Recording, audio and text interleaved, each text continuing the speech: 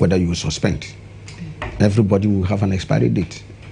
And so I want to send a message of condolence to the family, and especially to our sister, also a very dynamic journalist who had functioned at Radio Good before moving some other place, the widow, that may Almighty Allah imbue her with the necessary courage to go through this very difficult period. And I think as media people, I have functioned in the media for almost 30 years, and I also consider myself, even in Parliament now, as a journalist. And so I still have very fond memories of the media, and I associate with all of you in the media, and I wish that Almighty Allah let his soul rest in peace. Now, about the question that you asked, let me also take the opportunity to say very good evening to my good people of Sanargo constituency, who are called the Blichina people, on whose behest I'm here. Right. Nanaba, it is good to function in a democratic dispensation. In a democratic dispensation, it is laws that work. It's the systems that work, not personalities. And so, yes, first and foremost, as a member of the communications committee of this house, I am enjoined to ensure that we put whatever expertise we have at our disposal to make the committee work, and to ensure that bodies over which we have oversight, including the National Communication Authority, are empowered to do their work. And so, first and foremost, let me say that the NCA tried to function and to inject some degree of sanity into media institutions in this country and how they meet their obligations. Let me, without any iota of doubt, say that it is a joint responsibility. Media owners of media houses have a certain responsibility to perform, just as how the NCA has certain responsibilities to meet their obligations. But the problem we had with this over 130 radio stations near shutdown was that, first and foremost, we are talking about a very important area of our democratic dispensation. Indeed, a crucial area of our democratic dispensation. But they say when they count hot things, they remove fire first, because it is the source of every heat. Our democratic dispensation thrives on a crucial, and I would say even decisive element, the right of the freedom of expression. It is central to the democratic process. If you take that away, or even tamper with it, or even try to undermine it, our democracy will be gone. And so that was why when the attempt was made to close down 131 radio stations, we said, no, hold on. If you have a sore on your leg, the first remedy is not to amputate it. It is to treat it, cure it, and make use of the leg.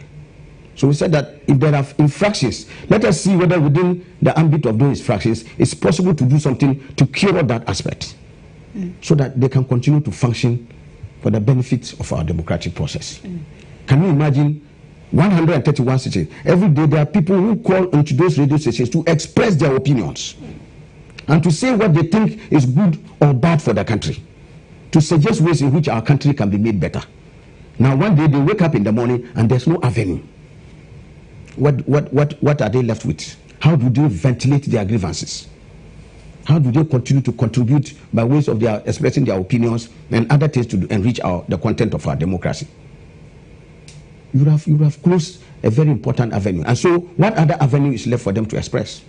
It could get violent. Okay, but is that a reason to allow some radio stations to continue to do what you call infractions? No, but I was shaving you. When they shave you, don't touch your head. I was coming to the point that's why I said from the beginning that you have responsibilities on the part of some managers of radio stations to do. You have the NCA. Now, if the argument is, as the NCA put out, that for decades they have not fulfilled their obligations, and for that matter, they were compiling all the decades of unfulfilled obligations and asking them in a matter of less than 1 month to meet all those obligations that have not been met for decades in 1 month. That is obnoxious. That is unfair. That is harsh. But is it fair to the state? Yes, I'm coming to that. That they sat down all this while. So the first issue is to ask that, where was the NCA in the first place? As the regulator? As the body with the oversight of the radio station? Where were they? Where did they have to wait all decades? From the time of President Kufuor in 2007, 2008, through to the government of President Mills, through up to this period. Right. So it means that they had also been derelict of certain responsibilities. And so that is why I say it's a two-way street. The managers of some radio stations may have also been derelict of some aspects of their obligation, yes. Right. But to put the blame squarely at the doors of only the owners of the media houses and proceed on that basis to try to hang them, it's like akin to saying that no matter how graciously the good dances, it can never please the hyena. So that is what I'm coming to. And also to ask them to make good these obligations within a matter of 30 days. Nanaba. It's like killing a mosquito with a sledgehammer. I think that is excessive. And I want to recall, in the aftermath of our the minority statement on this matter, the Honorable Minister for Communications, Honorable Eselawusu, actually granted interviews to the media, and she herself considered that the measures were excessive. She said, in as much as she thought the radio station owners had not lived up to certain obligations, the measures were draconian, and that something will be done about it. Subsequently, I'm sure we saw that some attempts were made to deal with the matter. But the whole thing raises so many even constitutional and legal issues. Number one, it was argued that, you know, the fine on a daily basis for not meeting obligations was moved from 1,000 Ghana cedis to 10,000 Ghana cedis. And this was brought up in April 2015. But if you go back, the argument that is first raised is that some of the fines were carried way back into 2007, 2008. At that time, no laws had been passed, no gazetting had been made, and so the issue of even retroactive legislation came in. The constitution of this republic frowns on retroactive legislation. Our laws don't allow that. You punish somebody, a law is enacted today, then you take the law back many years to punish the person for that. It is not acceptable. Okay. So there are issues of retroactive legislation. There are issues about even the legality, the standing, the locus on which those states were done. There are arguments to the fact that the outgone Minister for Communications, Honorable Omani Boama, on whose authority those states were supposed to have been enacted, was not even aware. It did not pass through the minister to be brought to Parliament for Parliament to, as it were, sanction it. And I'm sure you know that any taxes or levies have to have the approval of Parliament. And to the best of my knowledge, I was also a member of this House. I don't recall, and a member of this committee. Any matter of said this in that council have been referred to this committee. I don't recall as a member of this committee that we dealt with such a matter. Okay. And so the legality, the very legality of those issues are in contention. Okay. And so that is why we in the minority advocated that we should come back from the brink through the Minister for Communications, ultimately issuing directives to the National Communication Authority. They should hold a roundtable conference with the affected citizens, and we'll try and get to the bottom of the matter, and then we'll do what is legal. When it is truly established that this is the quantum of debt that you owe, and it is established that it's anchored on law, and that this is the legal obligation that you have, the owners of the radio stations would then be asked to meet, and a timetable can then be given to them, and that one will be acceptable. Okay. But Nanaba, to close 131 radio stations, you are even talking about on a conservative basis a minimum of about 5,000 jobs that are going. This is a government that has come. This government has staked a high claim and has hyped Ghanaians into the belief that it's going to create jobs. Since 2017, when this government came, how many jobs have been created? Indeed, when President Nana Akufo-Addo was asked at his press conference how many jobs he has created, he couldn't even answer the question. He couldn't tell us exactly how many jobs have been created. So this is a government that has been bereft in job creation. Indeed, the Delta forces, the Bolgatanga Bulldogs, the Invisible forces, the Elmina Sharks, the Kokompe Red Devils, they are coming, springing all over the place, are all running after their leaders, asking them for jobs, because the jobs have not been created. So how would you put these people further out? You cannot carry trees, you are adding logs Okay. Now, in your submission, you made a very valid point about being a part of the media fraternity for a very long time and how you're associated with them.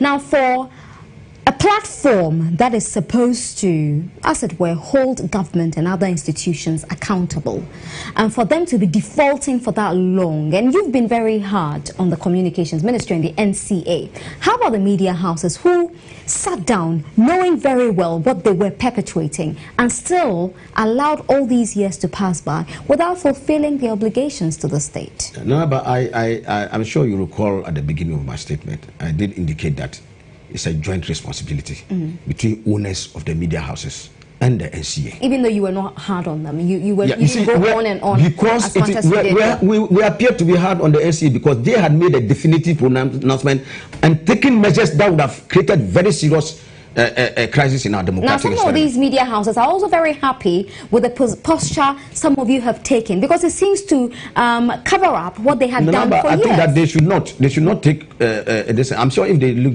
they will see that we try to tread a balanced path.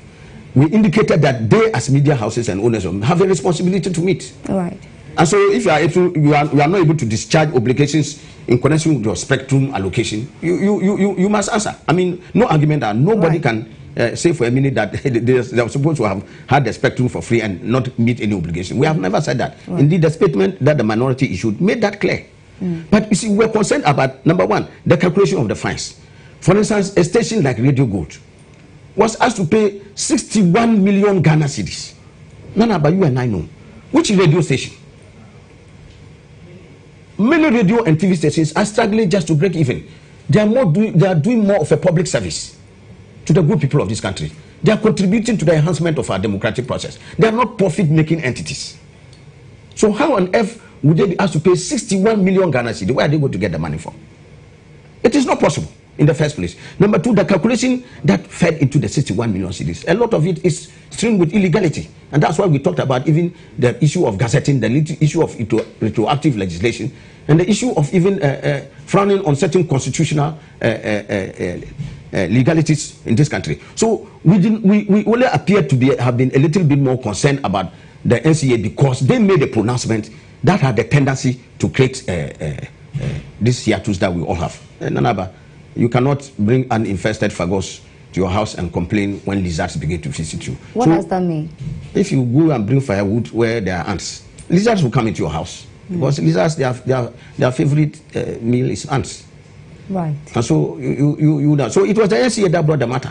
And so if we have to talk about it, how can we divorce the one who created the funeral from the performance of the funeral? I'm sure that it's part of this. So legally, we are saying that the NCA brought that matter, and we are asking that the manner in which they went about it. We are not in any way questioning. I will not question the authority of the NCA to do what it did, but the manner in which was done. Okay. You know, and sometimes, like I say, you can even greet somebody good morning and you get angry. It depends on how you greet, how the greeting is conducted. I hope yours was not one of anger when you said good morning to me. No, not at all. It was a very well-intentioned good morning. Okay. Now, I mean, we're still on this government. I mean, you brought in the issue of the vigilante forces. You had all sorts of names for them.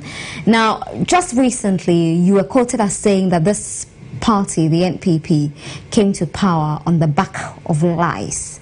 What kind of lies were you talking about? Nanaba, to accuse the NPP and its leadership of telling lies is like accusing a dog of barking. So what does that mean? A lot of it is in the DNA of a lot of those people who peddle those falsehoods. You recall that in the run-up to the 2016 election, and even way back in 2008, there were a string of falsehoods that were perpetrated. Indeed, yes, I will come to that. Said that, I mean, if you went on the campaign trail, you would think that if you gave the mandate to the NPP to steer the affairs of this country would be running with milk and honey at all corners, and nobody would have any issues to talk about. Nanaba, in the run-up to the 2016 elections, the NPP demonized the NDC to the point that if you listen to Dr. Bawumia, who said that he worked at the Bank of Ghana and that he knew that this country was rich and that this government had gone on some irresponsible borrowing, reckless borrowing. Those were the words that were used. And that when the MPP assumed the reins of government, they will be able to harness the resources internally in this country without recourse to borrowing. But the blatant falsehood was that the NDC did not engage in reckless borrowing. Today, all of us know. Look at the area of school infrastructure. Today, go to many of the communities and it is the President Mahama's e-blocks that have saved senior high secondary school students. How have they saved? I mean, because if we admit that governance is a continuum, yes, and this government is using the resources that were put up by the previous administration with our money, yes. So that should have been it. That is exactly the point that we wanted made, that governance is a continuum. So if you see something good that is being done, give praise where it is due. So it is the lack of praise that not just praise. You see, if you even neglect to even commend your predecessor for doing what is right and claim that they had engaged in reckless, almost criminal use of state resources, that is not only a blatant falsehood. It is disingenuous to the interests of this country. Because just admit that the government did not borrow reckless, that it borrowed to do constructive things like building school infrastructure. Never before in the annals of our country's, maybe with a notable exception of the government of Osagyefo Dr. Kwame Nkrumah, the founder of this nation, has such an aggressive persecution of infrastructure taking place under any government than in the government of President Mahama. Yet you lost. Don't worry. I've always said that you don't appreciate the importance of your buttocks until there's a boil on it. When you come and there's a seat, you just sit until when there's a boil. Today, Ghanaians did not appreciate the array of infrastructure President Mahama put in place. 10 months down the line, we are in the 11th month. Ghanaians are crying. They are beginning to see. Are they? Oh, I wish, take Trotro. I have left my car, I've taken Trotro, I've listened to the sentiments of the people. When did you do this? Let me just tell you. In the run-up to the campaign, the MPP held gallons at their rally. Gallons of petrol and diesel, and asked Ghanaians at 14 cedis, can you buy? It is so expensive. This is the most expensive in the history of our country. 14 Ghana cedis. You know, in the budget of the finance minister, conspicuously and for deliberate reason, no mention was made of petrol prices. Notwithstanding the fact that we are in a deregulation, but it has serious implications on the economy. The government conspicuously, the finance minister, deliberately chose to run away. You know why? Because just 10 months down the line, 11 months down the line, the 40 cedis that were complaining is getting to 21 Ghana cedis. I'm sure yesterday or the day before, fuel prices have gone up again. After the last 3 weeks, fuel prices were increased. They were increased again yesterday. Now Ghanaians are beginning to sweat. Almost every 2-3 weeks, fuel prices are going up. Today, taxi drivers, tractor drivers, all of them are on the streets. Is it within? This is the deceit I am talking about. The deliberate lying and falsehood they peddled in order to make NDC look bad in the eyes and to project a picture that when they come, the land will be flowing with milk and honey. But if you were in power, that the money in our pockets, we had some money in our pockets, that they'll put more money in our pockets. Indeed, today, they have taken the little money that we had in our pockets. They've taken all the money away. But you were in power then, and you had all the communication apparatus at your disposal. So how did the NPP make you look bad in the eyes of Ghanaians? If you were really rolling out all of these things that your Green Book, for instance, claimed were in existence, I mean, Ghanaians could see for themselves and they didn't need anybody to be painting any color to them. First and foremost, I'm a Muslim. Right. I believe in the Almighty Allah. And I believe that God, in His infinite wisdom, sees what human beings cannot see. In fact, no matter how tall a human being is, you can be as tall as a ladder. You can't see tomorrow. Right. Okay? Yes. So it is only the Almighty Allah who can see tomorrow. Right. So maybe in His infinite wisdom, He wants Ghanaians to appreciate President Mahama better. Because see, when the NDC was there, many things were taken for granted. Many things that were done. The good. Look, today I've been seeing sometimes on your network. GH1 is doing a very good job of going to communities. People are crying for roads all over. Roads. Go and find out in the budget that has been read about roads. Almost next to nothing. Ongoing roads, road contracts. I know the roads minister, Honorable Amakwata. I know him very well. He has a very ambitious program to do roads. But his feathers have been plucked. How? They have taken all his money away. First, they went for the road fund and encumbered the road fund. They capped it and took more than 40% away. Okay, so you talk about the lies, but they promised free SHS, yes. And it's there. I'm sure you have just heard what has happened. What has happened? The CHAS statement. Have you heard the statement from the CHAS president? Yes, I have. You see, the fly that has no one to advise it will follow the corpse into the grave. In the run-up to 2016, we all made the argument that, notwithstanding the fact that the constitution of this republic enjoins government to, on a progressive basis, undertake a free senior high school system. But we indicated that it should be one of a progressive rather than But Honorable, were you expecting a smooth sailing forward? It is a new policy and would have teething problems. And yes, I know of the CHAS statement and other statements as well. But these teething problems are expected, aren't they? You see, if somebody asks you to demonstrate your bravery by going to arrest a lion, a ferocious, hungry lion with your bare hands, would you think that is a test of bravery? No. That's foolhardiness. So there are some issues even before you start. Look, why is it for nothing people say that you should engage a pilot? All the educational experts advocated that let's on a pilot basis engage in something. And don't forget, Nanaba, this was not the first time. Before the NDC exited office, we had done a selective of about 10,000 plus free SHS for those who are unable to pay, from those who are poor but brilliant and needy students. The NDC did it. So we're saying that it was a matter of extending that experience.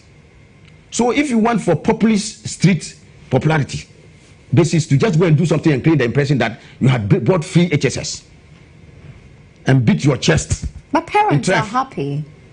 Why? When even I said that even under President Mahama, when we did the limited one, parents were happy. And this one, parents will undoubtedly be happy. But don't beat your chest and claim you have done it all. Because I can tell you now, the vast majority, overwhelming majority of students in senior high secondary school are not benefiting from the free HSS. Am I lying? So I can do by extension that majority of parents are not happy. Because majority of parents who have their awards in senior high school are not benefiting. It's only the first year students. Was that what MPP promised Ghanaians? Well, they promised free SHS. They promised, go and look at it. They said all, eligible, all. But it has to start from somewhere. All can never. You can stretch. Honorable, they have 4 years, don't they? They can start from somewhere. No matter how fat the leg is, it cannot be equated to the thigh. On that note. So I'm just telling you that, notwithstanding how much far they wanted to extend it, they indicated to Ghanaians that all Ghanaians were going to benefit. And that is not what is happening now. And you also note that even with the first years, they paid only 20% of the first term. 20%. And that is what the headmasters and others are claiming. Look, there's an apartheid system existing in our secondary school today. Apartheid? Yes. Let me tell you, if you go there, you find out that first years, they are fed separately from the second and third years. And their food is crap. Which schools are... Go to many schools. Even Accra is not far. Go to Achimota. Go to many of the schools here. You see what I'm telling you. The first year students are being treated differently. They are fed separately. Go and find out. It's some homework I'm giving to you to go and find out. We'll be right back with Honorable A.B.A. Fuseni, the minority spokesman on communications and MP for Sanerugu constituency. We'll come back. I'll pick his thoughts on more issues and, of course, expect some more proverbs. We'll be right back.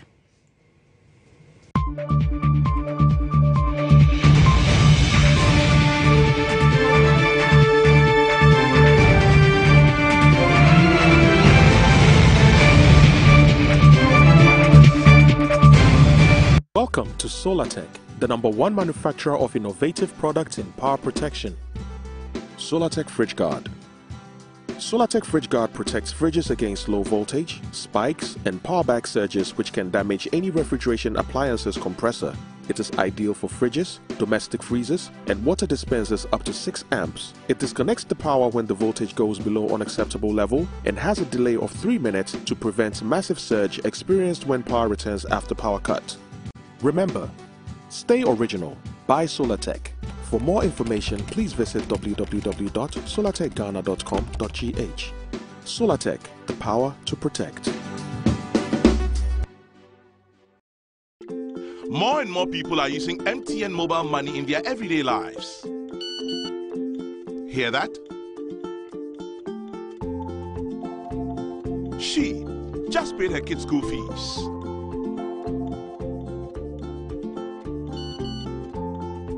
She just paid for her lunch. And this man just paid his tithe. And this guy just paid for his shoes. No. You just send money to the old lady again, eh? Very necessary. Money in your pocket. Keep up with the times. Got a payment to make? Just Momo it.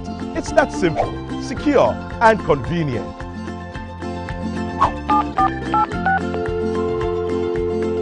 Welcome to the sound of better money. MTN, everywhere you go.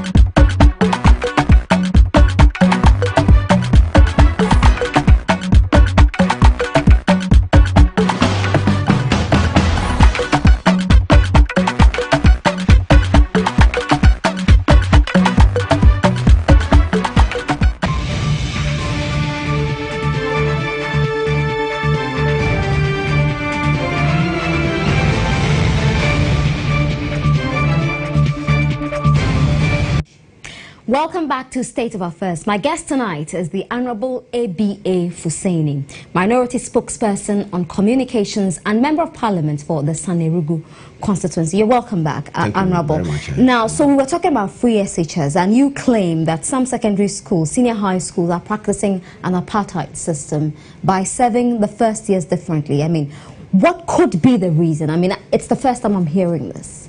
It's because the money is paid and the inability of the money is to meet the feeding needs of the schools. So if you speak to many, you see, today, there's a very terrible thing happening in this country. So their meals are worse? Yes, worse. Look, ask many parents who have their wards in first year. They constantly send food to their children. Honorable. I'm telling you, I go to Achimota, I have a ward, but it's not, it's in second year. Okay. But I meet parents many times who bring food to their wards. Not only there, many schools. I have parents. But even when we were in secondary school, our parents were bringing us food. They were bringing us supplements. This one is becoming main diet for many children. How do you know? Many students. Now, but I'm just telling you, send your cameras to schools. You see, today many of the headmasters have been petrified. You know what the threat they issue to them? That if you want your job, go back and do your work and don't ask questions. So many of them are seeing problems that are inimical to the interests of students and schools, and they cannot talk for fear that they will be sacked. You know what happened to this headmaster of, I've forgotten the school. I'm sure all of us know it has been in the public domain. That the headmaster was sacked because he dared to say things that were true and happening in their school, which are inimical to teaching and learning. And so that is what is happening. So in the name of propaganda, they want to create the impression that we are heaven on earth. There's no problem there.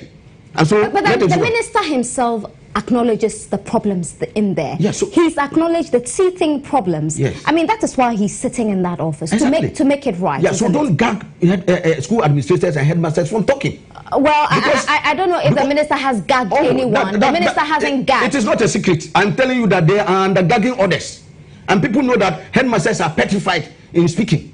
Until this statement came from the church's head. Many of the headmasters could not talk. You go, they say, oh, please, even when some of your cameras and others and your media people go there, they tell you, please, I don't want trouble. So I don't want to say this. It could be coming from their superiors and not the minister. I mean, the minister believes in free speech. He cannot give anyone a gagging order. Honorable Matthew Opoku Prempe is my colleague in this house. I know him. And you think but I'm saying that he doesn't need to come and stand here and make a pronouncement that he will gag another. No, but you know him very well, don't you? Yes, I'm just saying that there are channels through which you can do those. He himself will not come out and say that. Okay? But I'm saying that through the actions. Look at, and one of the things that I felt was unfortunate was when even Professor Nana Jean Opoku Agyeman, the former Minister for Education, who is acknowledged globally, not just in Ghana, as an expert in education, came to make even some suggestions and float some ideas. Look at how he took her on. Honorable Opoku Prempeh is very good, but on this particular, he goofed.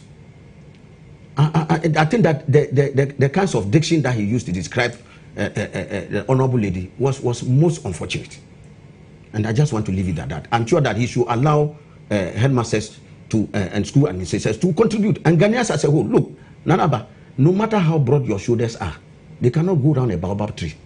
What that means is that you are not the repository of wisdom. You can know so many things, but you can never know everything. The minister hasn't said that. Yes, I'm saying that because he cannot know everything, they should allow people. Because I am telling you expressly, even now, this morning, I listened to even some commentary when this Charles president spoke. And some people were threatening that they should discipline her. That what should you go and talk but to the that media? is not a reflection of how the minister feels. The minister is one who believes in free speech, and he acknowledges that there are teething problems. He acknowledges that work is being done to correct all of these problems. You see, Nanaba. Yes, another problem. If there's a howl of a hyena in the neighborhood and the goat gets missing, you don't need to ask who caught it. A hyena, you know a hyena. It has an insatiable appetite for goat meat. Okay. So if you hear the howling of a hyena in the neighborhood and the goat is missing, it means he ate it up. So we are all in Ghana. We know how the system works. That you don't, as a minister or this, come to stand and say, but there are ways in which you can channel those orders. So you think that the guy? So I am telling you, there is no doubt. Everybody, unless Ghanaians were pretending, we all know, Honorable, that currently there is a climate of fear in schools, and many of them cannot talk. Honorable, I've been a reporter for a very long time, and even 8-9 years ago, you go to secondary schools and primary schools, and headmasters are just unwilling to speak to you. But Nana, but you can bear with me that it's always been like that. Nana, but you can bear with me that under President look, why the criticisms were all over the place. They were talking. But still, headmasters. But I'm saying that in this climate, they cannot talk. Many of them have problems with what is happening in their schools. But they have been speaking. Look, since they paid, look, only 20% of the first payment was made for the first time. This is a government that claimed that it would fanfare. Look at how they launched the SSS. As if we are already because it's a first of its kind, isn't it? It's not. I'm saying that on a progressive day, I just gave you the data. President Mahama started it. Some over 10,000 students enjoyed that thing. And for the first time in our history, 10,000. all the students, their fees were absorbed by government. Yes. And which was budgeted in 2016. You did something, and they are extending it too. So I'm saying that I will not sit here and pretend that what the government has done with the free agents has contributed nothing. So you acknowledge there are positives. Acknowledge that it did something. But they should not be gloating over something they have not reached. They are creating that there is a success. Where is the success? Number one, does it touch all the 3 streams, Form 1, Form 2, Form 3? You are doing only for the first year. It's a start. Exactly. So don't claim as if it's a universal. We have achieved free HSS. You have not. You have done free HSS for only the first year. Say so. Don't say you have achieved free HSS. Because when you say you have achieved free HSS, it means Form 1, Form 2, Form 3 are all enjoying. Which is not correct. Are you nervous that this policy's eventual success could keep you in a position for a while? Oh, look, let's assume without admitting that even the free HSS is a success, as we are seeing already now. It's hitting the rocks. Is but, it? Yes, aren't they making inroads? Which roads? Inroads. There are no roads even for them to make in. Let me just tell you. That's what I said. Let us assume without admitting. You think Ghanaians are going to just live on free HSS? But parents are saving. Ghanaians want roads. Parents are saving. Look, Ghanaians want roads. Ghanaians want health facilities. Ghanaians want educational facilities. Ghanaians want improvements in their neighborhoods. Ghanaians want electricity flow to be convenient for their business. Ghanaians want, in fact, over 100 things. So if you are just singling out SSS, I think that senior high school, when they ask you for come and build roads, they say, oh, I've done HHS. When they ask you come and build hospital, I've done SHS. When they ask you to come and build villages, you tell the people I've done HHS. They haven't said, but what is real on the ground is that parents have saved monies that they would otherwise have paid to. Parents have lost substantial monies through increased transport fares. You know that since this government came, transport fares have shot up. So what do you say about that? Parents have lost money through so many other schemes as a result of this. Electricity is about to go down. About to. The sweetness of a pudding is not the aroma; it's in the eating. So let's wait until, even now, you know that, number one, that is part of the crass lawlessness of this government. This government has a penchant for infringing the law. We all know that there is a body constitutionally mandated to handle electricity tariffs, which is the PURC. And the minister referred to the PURC. Not once, not twice. No, the minister said that even the proposals have not even been submitted to the PURC. Yeah, he said that it was going to be submitted to it's going to. Why should you come and announce something you are yet to go and even submit proposals? You see, this government is bereft of achievement. They don't have anything. So any small thing that they think they can tout, they will blow it even before it matures. The fire, the food is still on the fire, and you are already salivating yourself to death. If it smells good, why not? Where is it? If it looks good. The sweetness is in the eating. So wait until it goes to the PURC. Let the PURC as an independent body take that decision, and then it becomes something else. Even when it is taken, it's the PURC that will announce, not government. So government has no business. It's a crass act of lawlessness for the government not to even write to the PURC and comes before Parliament to announce this lawless proposal they are talking about. It is lawless in the extreme, and I think the government must be this time properly. State institutions, when President Obama visited this country, he encouraged Ghanaians to make sure that institutions work. This kind of thing is undermining. Today, as for instance, if the minister comes and makes that announcement and they take it to PURC, you don't think that the members of the PURC will be intimidated? They have to set aside, because look. Why would they be intimidated? No, because they are independent. Because they know that now we used to do a greater percentage of hydro. Now we are in thermal, and thermal is more expensive than hydro. I think you agree with me. So that mix will definitely take the tariff up. So if on the basis of their objective calculation they realize that the tariff that the minister is suggesting to them is not workable, at a time when even the debt of ECG, this government alone, is adding over $40 million to the debt of VRA. And the debt is mounting every day. So if you come back again and come and deal with these thermal plants again, and VRA is the body tasked with running these thermal plants, you further even make VRA's financial position worse. Honorable Hussaini. So we cannot retire the debt. It's going to get even worse than this government met it. Honorable Hussaini, President Akufo-Addo took over this year. He's been in office for 11 months. Is there any single thing he has done that you have found impressive? There are two things that I've seen. Okay. The first is that I see that he wears a lot of Ghanaian shirts. Local materials that is a very good thing, because that one, it will contribute. Not only will it go down for other officials and even other people to begin to patronize made in Ghana goods. It's a very good thing, and I think that the second one, like I said, on a limited scale, is the adding to what President Mahama started, the progressive free senior high school. Because what they have done is to complement the progressive. It's not universal. They have come back and they are implementing it for the first year. So for many other parents who otherwise would have paid fees, they have had some relief. Nobody can run away from that. So it's a further contribution. But beyond that, what this government has inflicted on this country in just 11 months is unprecedented in our annals. Today, we have unprecedented lawlessness. Runaway lawlessness, unfettered lawlessness. Where? In this country, we have not seen how the Delta forces, invisible forces, Bolgatanga Bulldogs, Burma Camp, Elmina Sharks, Kokompe Red Devils, they are springing all over the place. Pseudo-terrorist organizations under the aegis of a political party. Honorable, there have been pockets, of violence here and there. I want to comment Nana Otufo. That's Atihini. He's a progressive and a strong chief. He's among the only few chiefs who do stand up and speak and tell the truth. He was the one who called the attention of President Akufo-Addo to the lawlessness that his government has unleashed on this country. When they went to the Ashanti region and almost beat to death the Ashanti regional coordinator, security coordinator. So Nanaba, if even a watchman needs security, the landlord is in trouble. Because Ashanti region security council, security coordinator himself, beaten up in such a manner. He was not beaten up, Honorable. I saw the video. He even fell down. He was fleeing from his office. Nanaba. He was not beaten up. He was beaten. We all Go saw back the video. and watch the video. I saw the video. He was fleeing. He was fleeing. If a security capo should be fleeing. If that is worrying. If a chief warrior is fleeing from the battlefield, that is worrying. That is worrying, but he was not beaten. Nanaba, yes, I'm saying that even it's worse. If even a security, I'm just giving you a scenario that you have a chief warrior in the battlefield fleeing with his armor. Yeah. It tells you that the recruits will be massacred.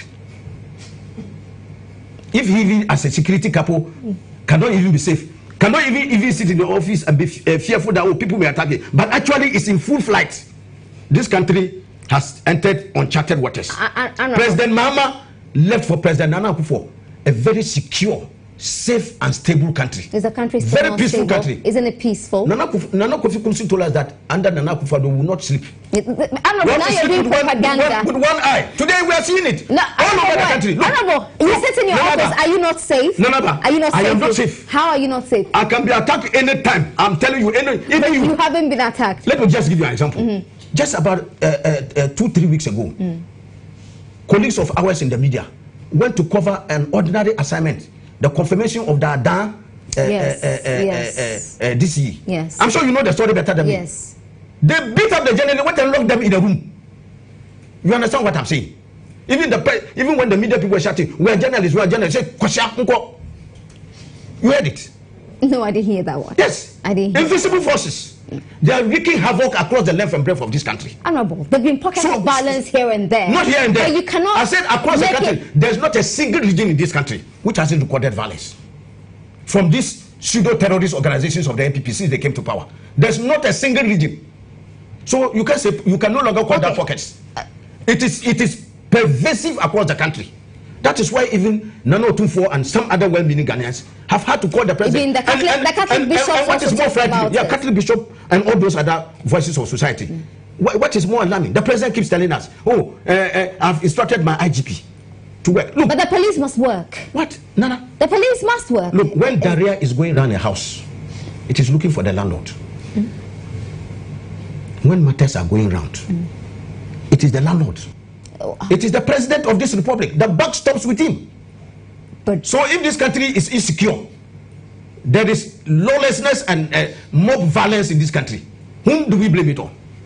I know, but you make it look like so if we say that you have instructed the IGP and it is not working, is he telling us to what should me and you we should do what? But Honorable, yes. To be fair, yes. To be fair to the police, yes. They've done some work with these vigilante forces. Like some people were arrested, they were prosecuted. Do you know what is going on? It is just a farcical thing to but the police is working. Let me just tell you. Let me just tell you. Look, when you have a video that you can narrow in and arrest every suspect who is responsible, like it happened in Kumasi with the Delta forces. Yes. And the police say they cannot find the evidence with which to proceed. And that the arrests are just a few people that they can lay hands on who were known to have been in it. You're not doing a thorough work. And Nanaba, if you speak to many police people, they will tell you, let us not bury our hands in the sand and pretend. They will tell you that they are afraid that if you go after the NPP elements, they will sack you. It will cost you your job. That's why many of them are very reticent. Because they are afraid that these are people the party has owned. But the IGP himself has ordered his men to work. The IGP himself has stated categorically. That is what I'm saying. What is said in the public, the NPP signals right and turns left. Is that not what political parties do? That is what NPP does. It signals right and left. What they say in public, they don't mean it. Honorable. They don't practice what they say. Honorable, but your party said a lot of things in public. Let me just give you examples. Look. Can I give you an example? Yeah. You, for instance, you at some point were campaigning, claiming that you were going to give us a one-time premium for NHIs. Did you do it? But Professor Mills had the humility to come and apologize to Ghanaians and said that he had a good intention to do it, but it didn't materialize the way he went. So you didn't. Are we having similar this now? I am just telling you. Look, you have criminals who go and perpetrate acts of violence in court. Look, they were comparing with the Munche 3. Look, the Munche 3 spoke with their mouths. It doesn't matter. It's the same thing. No, they are never the same. How? Saying something with your mouth and carrying it out are two different. That's why you have conspiracy to do something and doing it. They are not the same. Okay? They are never but they are both ill. I'm saying that they can both be ill, but they are never the same. Don't rank them as the same. They are not. So you have somebody who goes and even makes a judge flee from his court. Nanaba, you know that if you were a judge and you were sitting here and I looked at you in a manner that you believe was contemptuous, you can ask that you should go and lock me. Yes. Even merely looking at a judge. This one, somebody went and made the judge run and leave his sandals behind. What does that happen? The judge was not even looked at. The judge was made to flee in his own court. And what happens? And the president, criticized it. Look, he condemned it. I am saying that the president criticizing it condemned it. It's for public relations. I am just telling you that they don't mean what they are saying. They should walk the talk. And I'm telling you, you know why? Let me tell you why they don't mean it. When they arrest these people, the Attorney General, who is an appointee of the president, goes and amends the charges. They charge them for conspiracy to commit rioting, arson, battery. They charge them about 5 counts. The Attorney General looks at all and go and strips it bare and leave only conspiracy to riot, because they just want to give the minimum charge and they'll go. And the data forces themselves said that when they were going to court, they were armed with monies in their pockets because they had been told, they had been foretold before they went to court that this is the judgment, this is the sentence that they will get. Can you imagine? Why is even justice delivery is now a subject of MPP knowledge? I mean, this country is being bastardized to extreme. You can't believe it. This is the Attorney General working for the government. These are the security people doing deliberately shoddy and incompetent investigations so that they will let the people go. That is what is happening. You remember when these charges were changed? I will take a break very soon. Even the Attorney General herself said she had no idea. Nanaba, that even makes it worse. I remember my brother, the Honorable Minister for Information, Honorable Mustafa Hamid. He said that the Attorney General was not aware that those charges had been dropped and that something drastic was going to happen. 4 months down the line, have you heard anything? Now they don't even talk about it. That is the MPP for you. They make public statements they don't intend to carry out, just to placate Ghanaians, and they go and do worse things. We'll be right back after this. Stay with us.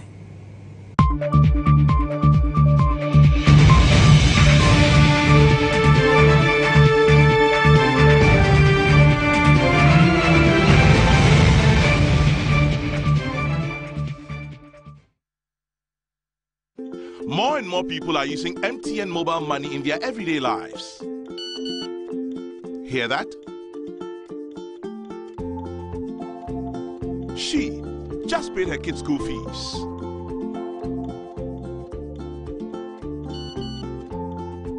She just paid for her lunch.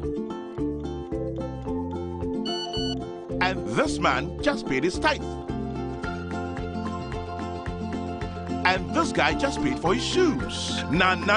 You just send money to the old lady again, eh? Very necessary. It's like money in your pocket. Keep up with the times. Got a payment to make? Just Momo it. It's that simple, secure, and convenient.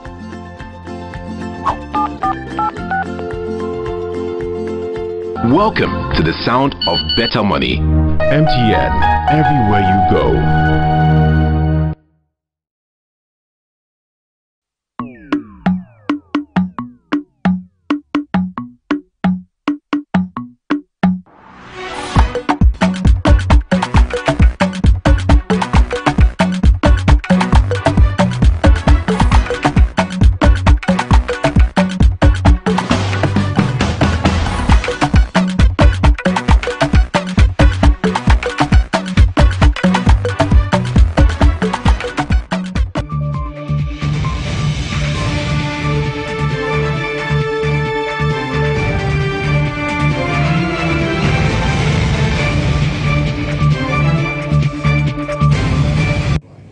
Welcome back to the show. I'm here tonight with the Honorable ABA Fusaini, Member of Parliament for the Sanerigu constituency. So, Honorable, where do you get all of these proverbs from?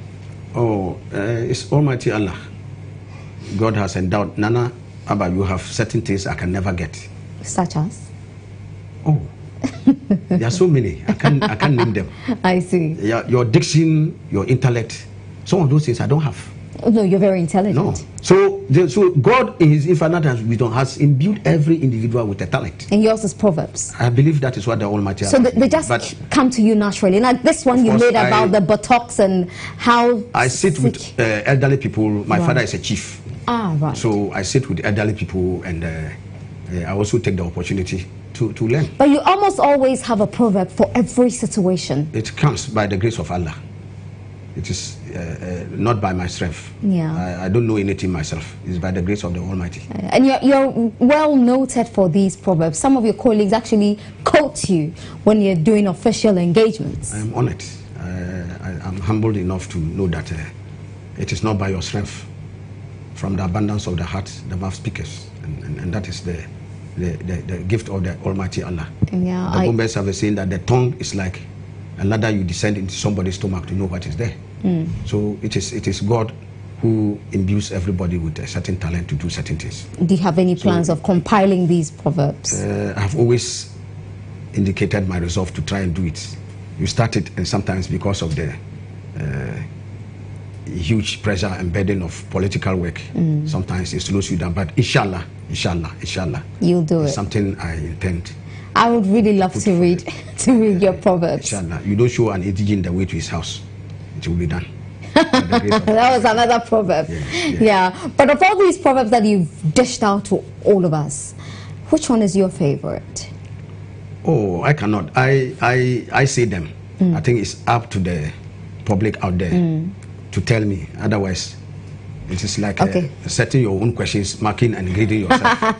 So, if you look at the NDC right now, how the NDC lost the elections, did you find a proverb for it? Yes.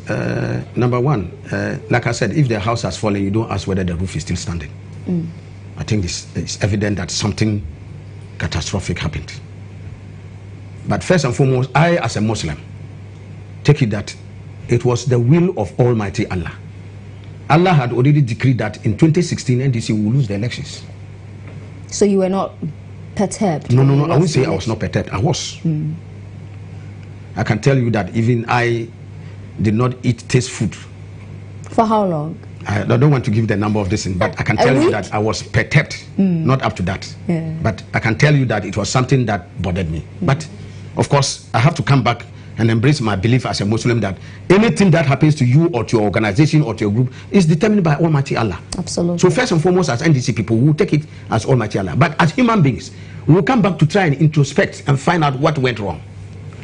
And I want to use this opportunity, Nanaba, with your indulgence, to appeal to every NDC member that you see, you must first drive away the hyena before you blame the goat. Let the hyena take flight, and then you bring the goat back and school it in the requisite level of lessons of safety. So who's the hyena in your party? No, not in our party. We have a hyena outside there. We are going to fight. So the NPP? Yes, we should find ways through which we shall drive away the hyena first before we can... But don't you have any hyenas in your party that you need to get rid of? No, maybe we have some little bit of nuisances. They cannot be hyenas. If they are hyenas, they will appropriately belong to the other party. But so that is it. So I want to appeal to every NDC member. Yes, it's a very painful loss that many genuine NDC members cannot come to terms with. They will find it very difficult to come to terms with. But like I said, as people of religion, as people who believe, let's first give it to the Almighty. And let's also realize that the Almighty in doing so has crafted very good reasons why. Look, but just 11 months down the line, who would have thought petrol prices when people were holding gallons of petrol and going around and making campaign that if they come, Ghanaians will have such a relief. Ghana will be such a heaven on earth. Petrol, we will buy petrol for 5 cedis a gallon. Today, 1 liter of petrol is $1. And still counting. Taxi drivers. The MPP constituted taxi brigade. There was a brigade of taxi drivers who went on the campaign trail on the back of petrol prices. The same as Trotro, the same as other those who deal with commuters.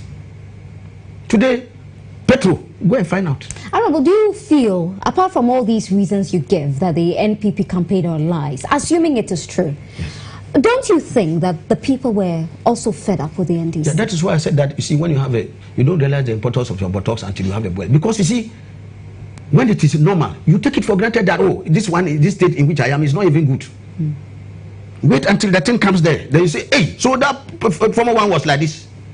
Because today people are appreciating President Mahama and his government more than before.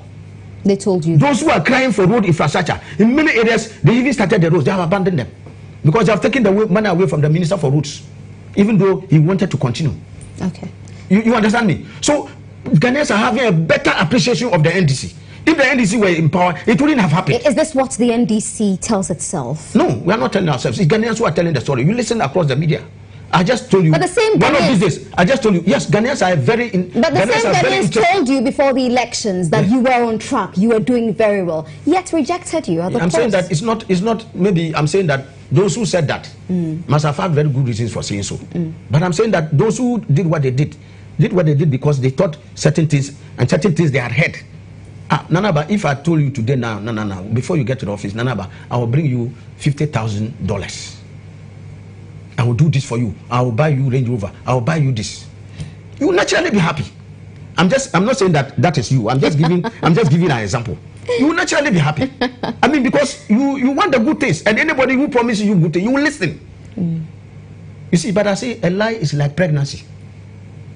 The older it grows, the more exposed it becomes. You see, you may lie today. When the pregnancy is 1 week, you will see it. It's 2 weeks, you will see it. 1 month, 2 months, you may not even see it. Even some women, by the nature of their constitution, when they are even 6 months, you will see it. But when it is 9 months, hide it like sea. They told those lies. Now it's maturing. If you tell lies in front of you, you will go and meet them. Okay. Now, the higher the monkey climbs, the more exposed the buttocks. And so it is becoming manifest and too glaring today.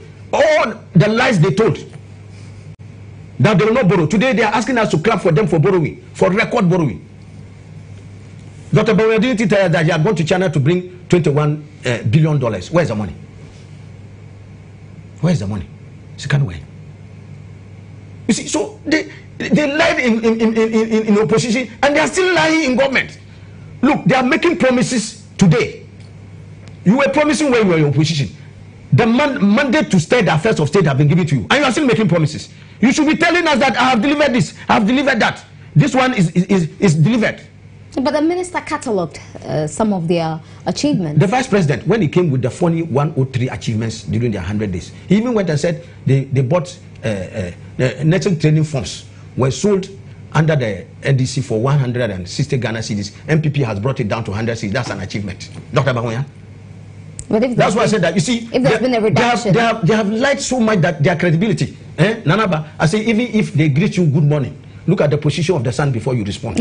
Right. Now, but the credibility is in tatters. Okay. The lies are just too many. People don't fear God. They are just lying left, right, and center. As politicians, we must treat the people with respect and stop this profuse lying. Okay. I want to go back to your party, the NDC. We know of the few so far who've come out to express their interest in running as flag bearers for your party. The likes of Dr. Spio Gabra, the Honorable Alban Bagwin, your senior in Parliament, even President Mahama. There are some suggestions that he will come back. In fact, just a couple of weeks ago, we picked up that 10 of your your regional chairman had endorsed President Mahama. Now, I know you won't say, and I pray you tell. You are betting me. Which of these men do you think have what it takes to bring you back to power, assuming you can make it back in 2020?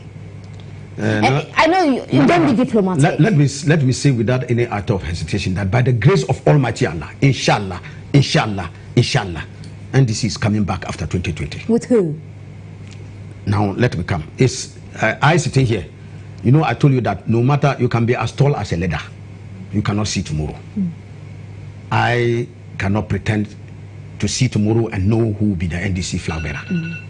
But I can say a few things as pointers.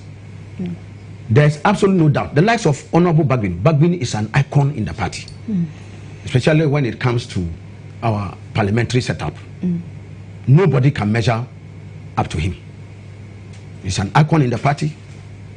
Spio Gabra Honorable Spio Gabra is a very distinguished member of our party. Honorable Joshua Alabi is an accomplished person in his sphere and is also a dedicated and committed, accomplished member of the party. Honorable Sylvester Mensah is a brilliant young man who has also paid his dues to the NDC and others. So all of them have lined up. President Mahama? They said that when they are counting hot things, they remove fire first. President Mahama is a primus inter pares. If for nothing at all, by virtue of the fact that he's the immediate past president of this republic. Absolutely. So you see, if the landlord is there to tell you the eloquent story of his house, you don't ask a caretaker. I know, but you didn't answer my question. I'm coming, Nanaba. You see, and I know and accept that the NDC is a democratic party. Every single member who is qualified and in good standing has a right to vie for any position in the party that he wishes, he or she wishes. And so there's no bar to anybody when the time comes for the flag bearership contest to open. And so I think that... Who would you be happy to see lead your party? I want to say that the choice of the delegates is what all of us will abide by. I don't want to say something for anybody to say I've excluded anyone. But I just told you that when it comes to President Mahama, when they are counting fire, when they are counting hot things, fire is taking. So you are for President Mahama? I've not indicated to you that I am for this man or against this man. Okay. I'm but not you for would like man. For him. But I'm just telling you because you see. But you would want him to lead? I'm saying why. Why I say they will remove fire first because who in this country does not know President Mahama? Everyone does. Who in this country does not acknowledge what President Mahama has done for this country? So you're for President Mahama? So I'm just coming. So you see, even as a party in opposition, it makes your work easier. To use somebody who is already popular. When you are going to market somebody who already is well known, who from the standpoint of resources, you cannot garner the requisite laws to match an incumbent government. So he's easier to market. So I'm just giving relative advantages. Okay. Some of the rest may also have the advantages in their affability and the way they also relate to the constituents. But I'm telling you, there's one thing I can tell you about the NDC. The NDC is right on point when it comes to making choice. Right. You know, in the run-up to the Sunyani Congress, when Nana Konedu came to contest on the back of the husband, we said that, look, the NDC respects President Rawlings very much. But unfortunately, it is not one of the, I will leave the word out, but it's the one of the transmitted processes where you transmit power on the basis of spousal affinity. Thank God you left that word out. It's not, yes, because you see, that is very dangerous. You look at President Mugabe in Zimbabwe. This is, apart from Kwame Nkrumah, I would describe Mugabe as one of the greatest Africans. But you see what his wife has messed him up with. What are you suggesting? No, I'm suggesting that politically, if you don't do things that are right, it can mess you up. Okay. I'm not suggesting for one moment that women are messing their husbands up. Thank God. Even in some instances, it's happening. The men we all know that. We all know that. In some instances, messing their wives up too. Including in this country, it's happening. But we are saying that this is the moment when the NDC it comes. Okay. The NDC will do the right and proper thing. Okay. I can tell you that we are going to pick a flag bearer who is so attractive. There will be no doubt left in anybody's mind. You know why? That is why even the MPP today, even if they hear that a goat has passed here called Mahama, they will pursue it. So you are for President Mahama? I'm just telling you, I have not indicated my preference. I can tell. We are trying to put words in my mouth. I haven't said that. I have only said that. Thank you very much. All the candidates have an equal charter. Thank you very much. Honorable A. They will see their end in 2020. Is the minority will be back by the grace of Allah. Spokesperson on communications, a member of parliament for Sanerigu constituency. Thank you very much for your time. Thank you very much, Nanaba. All right. And thanks for the good work you have done. I cherish that, and may Allah Almighty fortify you. Bless you as well, Honorable. We'll see you on Thursday.